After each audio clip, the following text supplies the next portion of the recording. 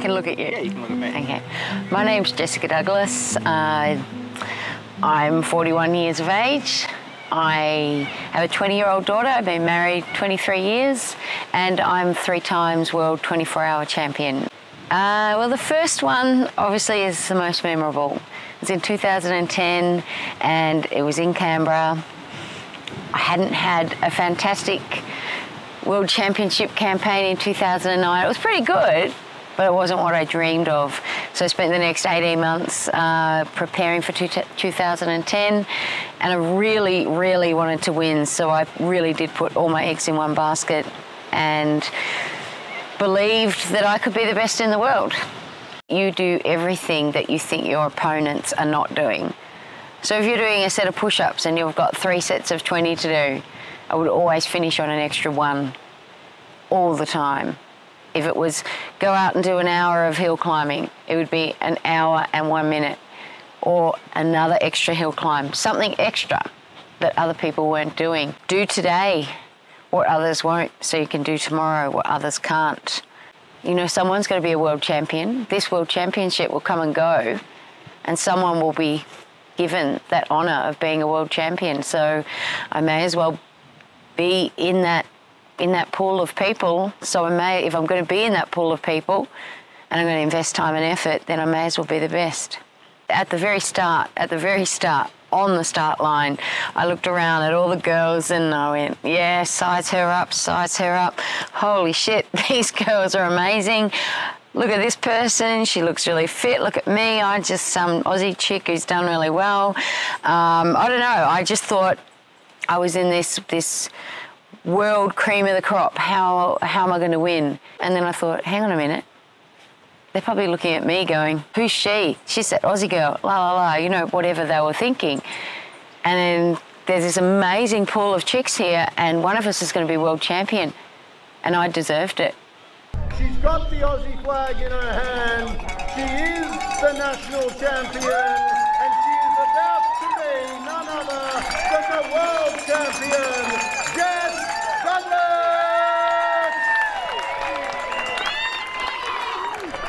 Oh mate, it was the hardest race I've ever done. But I just had to keep calm and stick to my race plan, and I told myself the entire 24 hours, you deserve it. You've trained for this. It's yours if you really want it. And the hardest thing is telling your mind that that can be possible. It made it all worth it. I don't know exactly what went through my head,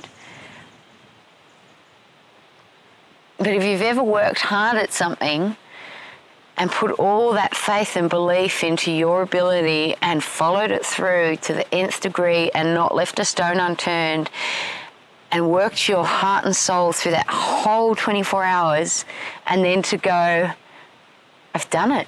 I've actually done everything I promised myself I would. I've played out all the scenarios. I've been up all the highs. I've been down all the lows. I've met all my challenges and beaten them, and I've got 1K to go. This is it. I'm a world champion, and who would have ever guessed?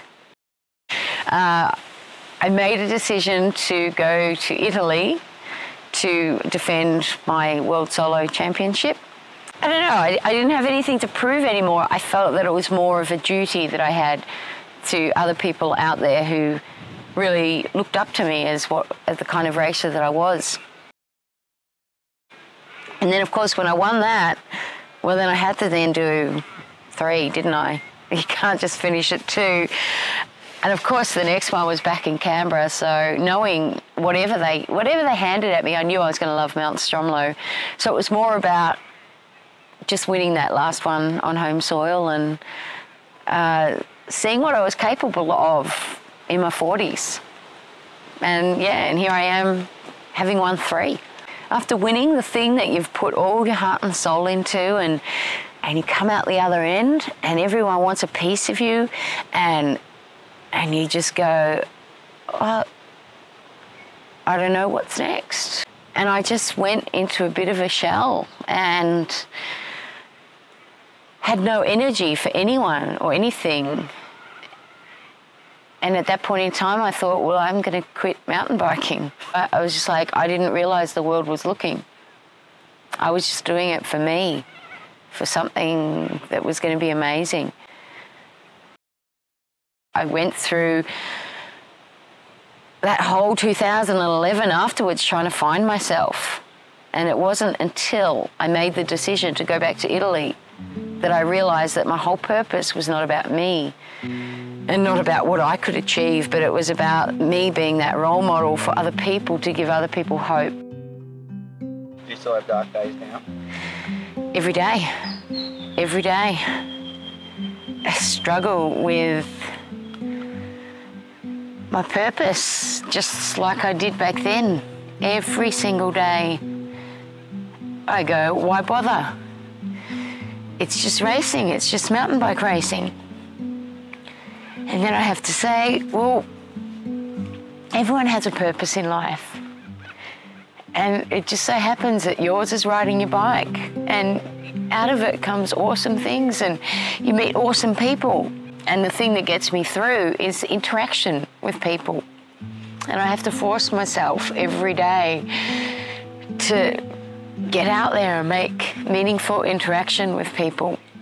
Because if I don't, then I just think dark thoughts. Just stuff about effort and the kind of effort that goes into living sometimes.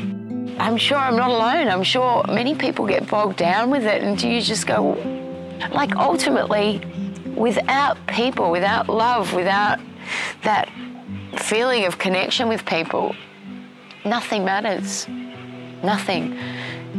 So when I race now, I try not to worry about the results. I worry about, who can I impact today? Who can I meet today? Who can I say well done to? Who can I put a smile on their face? Because ultimately, that makes me go to bed at night and go, it is worthwhile living. It is worthwhile putting in effort every day. And I do always just think about how quickly my mind changes. And it's like I've got this devil that says, don't be so happy, feel this way. And I think, why? Why do I feel this way? But it just sits there. So every day I have this thing that goes through my head, and I've told you about it.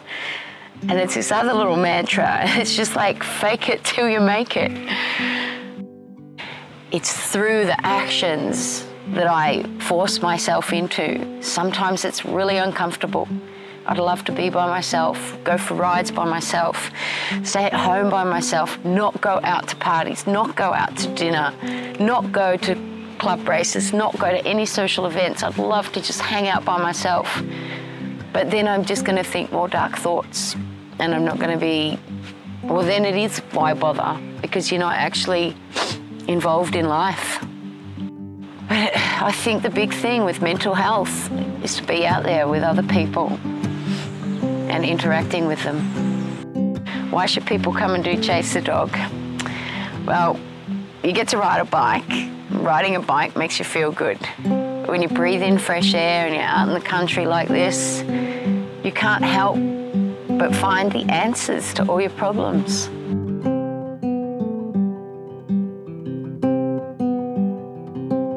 And I get to stop and have cake and coffee and ride my bike. What more would you want to do? Look, Chase the Dog is going to be a unique event, and I'm really excited to be a part of it.